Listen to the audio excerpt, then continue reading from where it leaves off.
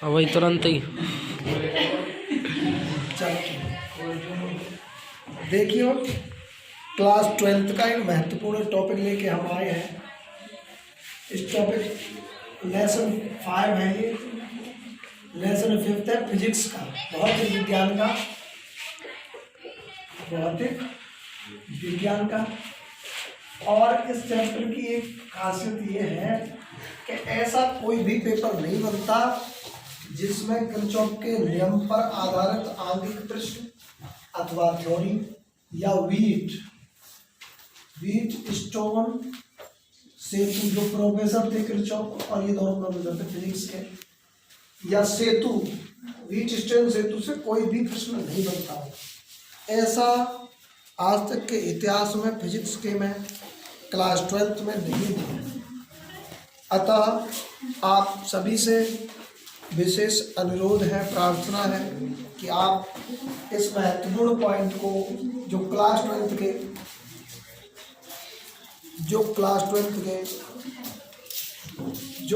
12th के बच्चे exam दें तो उससे पहले आप इस पॉइंट को पढ़ लें। हमारा आज का महत्वपूर्ण बिंदु रहेगा व्हीट स्टोन सेतु का मतलब पुल का यहाँ क्या रोल है समझेंगे, और चित्र से आप थ्योरी बनाने की कोशिश करेंगे, समझेंगे कि थ्योरी कैसे बनाएंगे, वो यहाँ हम तुम्हें बताएंगे चरणों के माध्यम से, जिससे आप 2-3 पेज भर सकें। सबसे पहले संरचना, व्हीट स्टोन सेतु के लिए क्या करते हैं, अज्ञात, क्योंकि यहाँ एक फॉर्मूला बनता है P/Q R/S, ये फॉर्मूला बनता है, ठीक है। तो अज्ञात यहाँ प्रतिरोध का मान ज्ञात करते हैं। किसका प्रतिरोध का मान ज्ञात करते हैं, किसी अज्ञात प्रतिरोध का यहाँ मान ज्ञात करेंगे, वो आप यहाँ समझेंगे अज्ञात प्रतिरोध का मान कैसे ज्ञात किया जाए। इसका पॉइंट जो है व्हीट स्टोन सेतु को किरचॉफ वाला कल कराऊंगा, आज व्हीट स्टोन सेतु। दोबारा फिर बता रहा हूँ, ऐसा कोई भी पेपर नहीं बनता जहां इस चैप्टर से प्रश्न नहीं आता हो।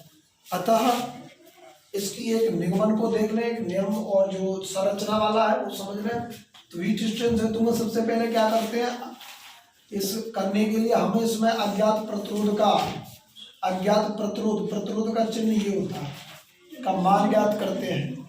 उसके लिए अब पॉइंट शुरू हो जाता है संरचना।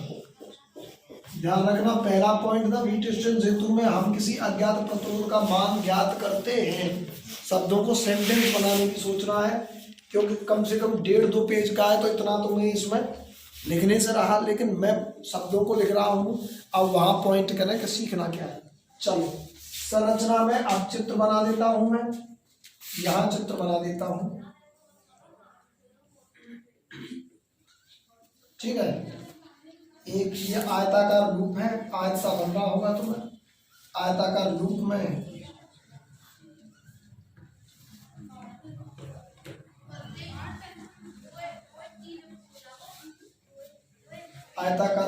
यहाँ आयताकार लूप कौन सा है, A B C और D है।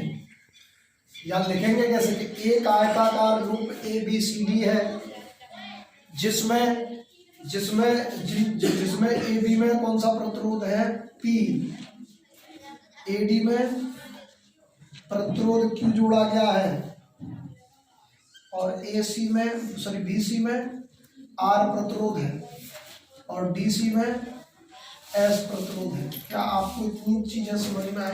पहला चरण थ्योरी के दर्ज में पहला चरण हम ABCD एक आयताकार लूप बनाएंगे, उसमें क्या करेंगे, 4 प्रतिरोध क्या नाम है PQRS जोड़ बना देंगे, ठीक है। और इसमें एक कुंजी है K2, ठीक है।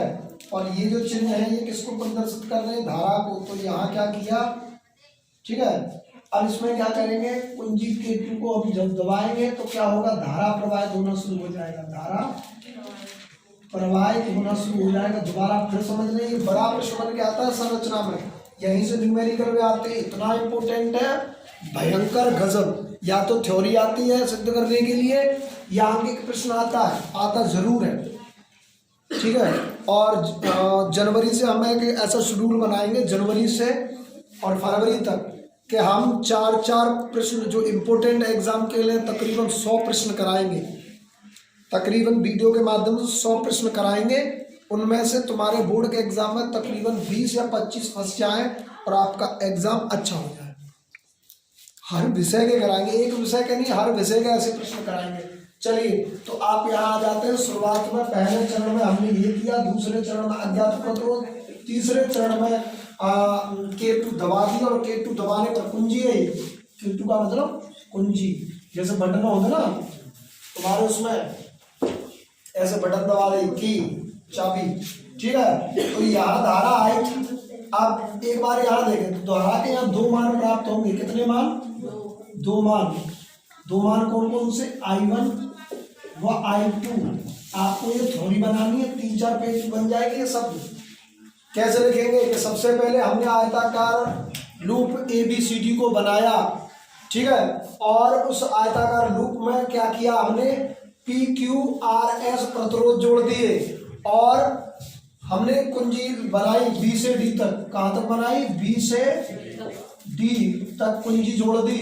और कुंजी को जब हमने कुंजी को हमने क्या किया, प्ले किया या ऑन किया, आप ऐसे समझ लें, तो क्या हुआ, धारा प्रवाहित होने लग गई। देख लीजिए, धारा प्रवाहित होने लग गई है इसमें, और धारा यहाँ जैसे पहुंची ना, आप देखें, आप किरचॉफ के दूसरे सिद्धांत को क्लियर करें कि धारा, मान लीजिए यहाँ मैंने चलना प्रारंभ की, यहाँ से मुझे कितने मार्ग मिले हैं?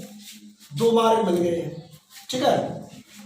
मैं सीधा रोड पे जा रहा हूँ, चौराया में 4 राहें होते, तिराहे में 3 होते हैं, कई बार 2 राहें भी हो जाते हैं। अब यहाँ देखें, जैसे ये तिराया है, लेकिन मुझे इधर जाना है, धारा इधर जा रही है, तो धारा के 2 मान प्राप्त हुए। क्या इस धारा को मैं I1 और I2 कर सकता हूँ? भाई धारा 2 भागों में विभाजित हो गई। आप समझ रहे हैं, आपके घर में जब आप ऑन करते हो तो टीवी भी चलता है, और क्या चलता है, फैन भी चलता है, फ्रीजर भी चलता है, तो धारा अलग अलग कुंडलियों में पहुंचती है। क्या आप इतनी सी मेरी बात समझ पाए हैं? ठीक है, बहुत धन्यवाद। तो धारा के 2 मान प्राप्त होंगे। धारा I1 ऊपर पहुंच गई, धारा I2 नीचे पहुंच गई, I1। क्या आप इतनी सी बात मेरी समझ पाए हैं जो पॉइंटों में? ये चौथा पॉइंट है, धारा के 2 मान प्राप्त हुए। क्या आप इतनी सी बात मेरी समझ पाए हैं? बड़ा प्रश्न है, बहुत भयंकर, 1.5-2 पेज में बनता है। मेरा कहने का तुमसे भाव यही है कि जब तक आप शब्दों को सेंटेंस में ना बनाने की सोचेंगे, सीखने की नहीं सीखेंगे, समझेंगे, तो फिर दिक्कत होगी। आप यहाँ समझें कि मैं बताना क्या चाहता हूँ, दोबारा फिर बता रहा हूँ, एक ही वीडियो बन पाएगी इसकी, लेकिन समझे, यहाँ से आगे प्रश्न का निर्माण होगा। फिर ABCD हमने आयताकार लूप ली, देख लीजिए आप कौन सी लूप ली, आयताकार, यहाँ आयताकार, ठीक है। उसमें 4 प्रतिरोध जोड़े, PQRS, ठीक है, 4 प्रतिरोध जोड़े, और कुंजी K2 को दबाया, कुंजी K2 को दबाया, तो धारा प्रवाहित होने लग गई। और धारा जैसे बिंदु A पर पहुंची, कहाँ पहुंची, किस बिंदु पर, बिंदु A पर पहुंचेगी, तो धारा के 2 मान प्राप्त हुए, धारा I1 और I2। धारा I1 कहाँ तक पहुंची, बिंदु B तक पहुंची। धारा I2 कहाँ तक पहुंची, बिंदु D तक पहुंची। और जैसे बिंदु B और D तक पहुंचेगी, तो वहां पर भी बिंदु D और B पर जैसे ही पहुंचेगी, वहां पर भी 2 ही मार्ग प्राप्त हो रहे। आप देख लीजिए, जैसे यहाँ पहुंची, इसके भी 2 मार्ग है, धारा I2, धारा I1 और धारा I2, I1। तो कोई दिक्कत है क्या यहाँ तक समझने में? ऐसे ही यहाँ से भी कितने भागों में बटी, 2 मान प्राप्त हुए। क्या आपको इतनी समझ में आ गई बात? जितने मार्ग है उतने में बढ़ती चली जाएगी। क्या आपको इतनी सी बात मेरी समझ में आई है? ठीक है, अब आप देखें, तो मैं इसको थोड़ी देर के लिए मिटा देता हूँ, ये केवल ये, ठीक है। अब हम क्या देखेंगे, धारा तो प्रवाहित हो रही है, तो हम देखते हैं, क्या देखते हैं, बहुत इंपॉर्टेंट पॉइंट, अब हम देखते हैं पांचवा चरण। ठीक है, पांचवें चरण में यदि विभव, मैं विभव को V लिख सकता हूं वोल्टेज, यदि V का विभव D के विभव से अधिक है, यदि B का विभव बिंदु D के विभव से अधिक है, अधिक का मतलब ज्यादा, ये ज्यादा का बड़ा है यानी अधिक है, तो क्या होगा, कुंडली में विक्षेप उत्पन्न होगा। क्या होगा, विक्षेप उत्पन्न हो जाएगा। अरे वो तुमने देखा ना, कई मीटर वगैरह होते हैं उसमें, वो अगर धारा प्रवाहित होने का, जैसे स्टेबलाइजर गांव में हुआ करता था, जब हम उसमें लाइट आती थी तो वो ऐसे ऑन हो जाता था कि नहीं, बटन भी उसकी वो लाल हो जाती थी या फिर हरी हो जाती थी, ऐसे करके, तो विक्षेप बोलते हैं उसको। क्या बोलते हैं, यानी कि किसी चीज को ये प्रदर्शित कर देना कि साहब हाँ इसमें प्रवाहित हो गई है धारा आ गई है।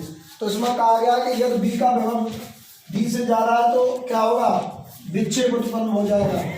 और यदि डी का विभव बी के विभव से अधिक है तो क्या होगा, विपरीत विक्षेप होगा। क्या होगा, विक्षेप कैसा होगा, विपरीत होगा, विपरीत।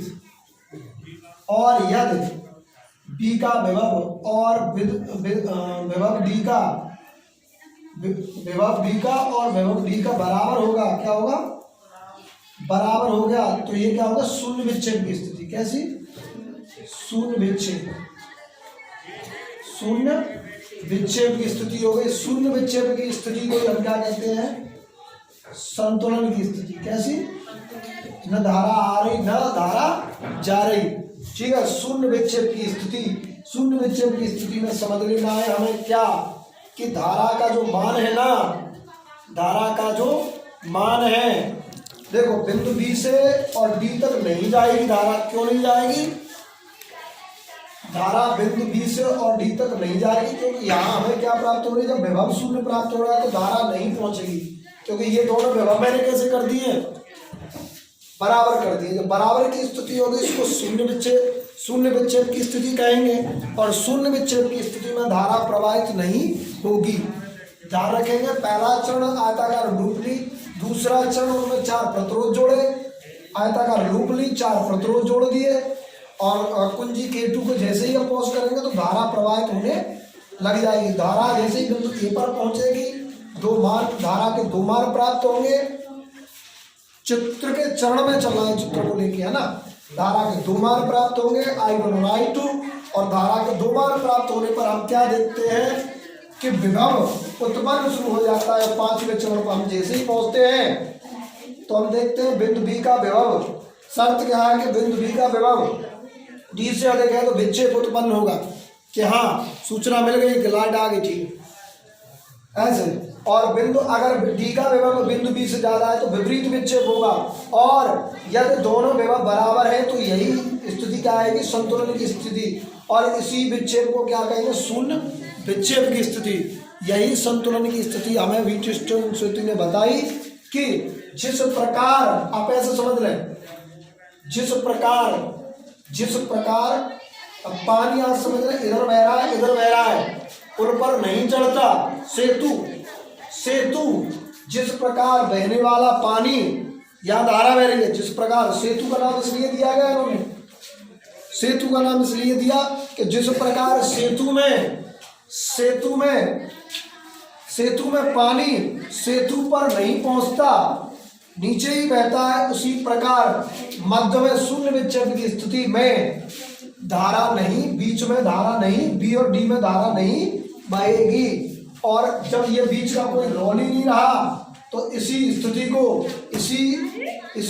को हम व्हीटस्टोन सेतु की स्थिति कहते हैं। बस ये इसकी संरचना और यही इसका चित्र था। और यहाँ पर किरचॉफ का एक सिद्धांत लागू हो जाता है कि आने वाले किरचॉफ का दूसरा नियम, पहला नियम, आने वाली धाराएं जाने वाली धाराओं के योग के बराबर होती है। पहला और दूसरा नियम लागू होंगे। तो क्या आपको संरचना समझ में आई है मेरी? शुरुआत में हम क्या करेंगे, व्हीटस्टोन सेतु के अनुसार हम किसी अज्ञात प्रतिरोध का मान ज्ञात करते हैं। प्रतिरोधों का संबंध वाला ही फॉर्मूला निकल के आएगा, ये वाला इसमें। लास्ट में ये निकल के आएगा। अब थोड़ा हम कराएंगे क्या कि ये कैसे आया, अब इसको सिद्ध कराएंगे, फॉर्मूले को, संरचना समझ में आ गई, लिखना कैसे है। अज्ञात प्रतिरोध का मान ज्ञात करते हैं, आयताकार लूप लेते हैं, 4 प्रतिरोध जोड़ते हैं, कुंजी को दबाएंगे, धारा पहले यहाँ धारा फर्स्ट थी, केवल अकेली धारा थी, लेकिन 2 मार्ग जैसे पहुंची यहाँ पर 2 मार्ग प्राप्त हुए। 2 मार्ग प्राप्त होने के बाद में आप देखेंगे विभव पर पहुंचेंगे। विभव में क्या कहेंगे, यदि इसका विभव इसके विभव से ज्यादा है तो विक्षेप उत्पन्न होगा, और अगर इसका विभव इससे ज्यादा है तो विपरीत विक्षेप होगा, और विपरीत विक्षेप होगा, ठीक है। और ये दोनों बराबर हैं तो कोई भी विक्षेप नहीं होगा, उसे शून्य विक्षेप की स्थिति कहेंगे। तो उसमें संतुलन है, ना इधर को विक्षेप हुआ ना इधर को, और संतुलन की इसी स्थिति को हम क्या कहेंगे, संतुलन की इसी स्थिति को हम कहेंगे कि जिस प्रकार सेतु का जो पानी है सेतु पर ना चढ़ के सेतु के नीचे जाता है, उसी प्रकार धारा भी बी से सी या डी से सी की तरफ जाएगी, ना कि बी से डी की तरफ। यही स्थिति व्हीटस्टीन सेतु की स्थिति कहलाती है। क्या आपको इतनी सी बात समझ में आई? बहुत धन्यवाद। तो मैंने कहा कि ऐसा कोई प्रश्न नहीं बना अभी तक इतिहास में, फिजिक्स में, के इस चैप्टर से प्रश्न नहीं आते हो, ठीक है। चलो अब इसका आगे प्रश्न कैसे सिद्ध हुआ ये फॉर्मूला वो करा देते, पॉज कर लो तो। चलो तो देखिए हम इस चित्र को मैं अलग से लिख दूँ, थोड़ा सा गलती पे बना दूँ, केवल हमें इसकी आवश्यकता पड़ेगी, ठीक है, इसकी आवश्यकता पड़ेगी इसको, क्योंकि ये दिखाई कम पड़ रहा होगा, सुविधाओं के अभाव में यही होता है। बाकी की आप हमारी वीडियोस देख ही रहे हैं हिंदी से लेके, है ना, मैथ साइंस तक, तो हम लगभग हर चैप्टर में कमांड रखते हैं और हर सब्जेक्ट में, ठीक है। चलो तो हम ऐसा चित्र बना रहे थे, हम ये लूप वाला चित्र बना रहे थे। सबसे पहले ये प्रतिरोध था, ये बिंदु ए था, ठीक है, इसमें धारा आई थी, है ना, धारा आई थी, और धारा के 2 मार्ग प्राप्त हुए थे, I1, और यहाँ बिंदु से पहुंचे तो धारा I1 अभी चल ही रही है ना, I1 है ना, I1 उस चित्र में भी देख लेना, उससे अगर मिस्टेक होगी, ठीक है। अब यहाँ चले, ये प्रतिरोध बना, यहाँ धारा I1 और यहाँ धारा I2 हो गई थी, यहाँ भी धारा I2, इसमें तो कोई स्थिति थी नहीं, इसमें तो बेकार में लिखना है, ठीक है। तो ये हो गया था, ये बिंदु A था, ये B था, ये C था और ये D था। क्या आप इतनी सी बात समझ पाए हैं चित्र के माध्यम से? किरचॉफ कहता है कि आने वाली धाराएं जाने वाली धाराओं के, है ना, बराबर होती है। तो देखो यहाँ P था, यहाँ Q था, यहाँ R था और यहाँ S था।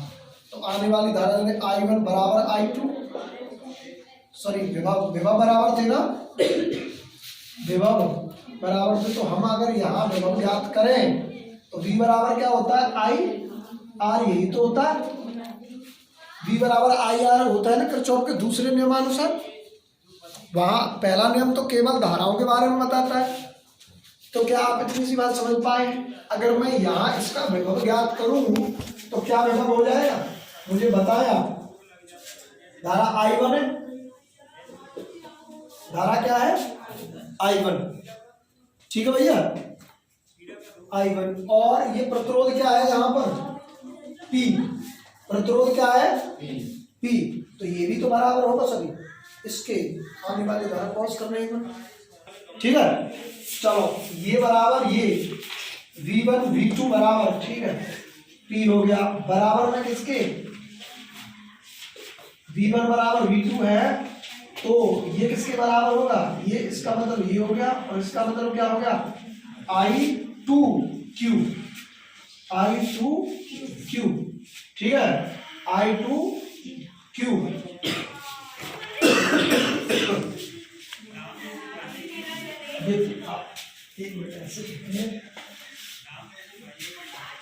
V बराबर क्या होता है IR, ठीक है, लेकिन यहाँ क्या था I1 था ना धारा, केवल यहाँ की बात करूँ तो मैं I और प्रतिरोध कितना है P, I P आने वाली धारा है। और ये केवल इसमें देखें A B C D A, एक बंद परिपथ में चलना। सुनो किरचॉफ का नियम कैसे लागू होगा, A B C D A में चल रहे, तो ये जो है ना, ये जो विभव होगा इस विभव के क्या होगा, इस विभव के बराबर होता है। कैसे होता है, बराबर। तो इसको V1 मान लो और इसको V2 मान लो, तो संतुलन की स्थिति तो लेके चलनी हमने, तो इसके भी I बराबर होगा। तो यहाँ क्या है I2Q,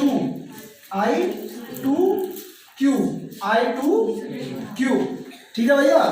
I1 बराबर I2, जब ये बराबर है तो ये दोनों भी क्या होंगे, I1P बराबर I2Q, और इसमें I अलग कर लेंगे, I1 I2 और ये क्या होगा Q/P। समीकरण फर्स्ट बन गया। केवल यहाँ तक परिपथ में।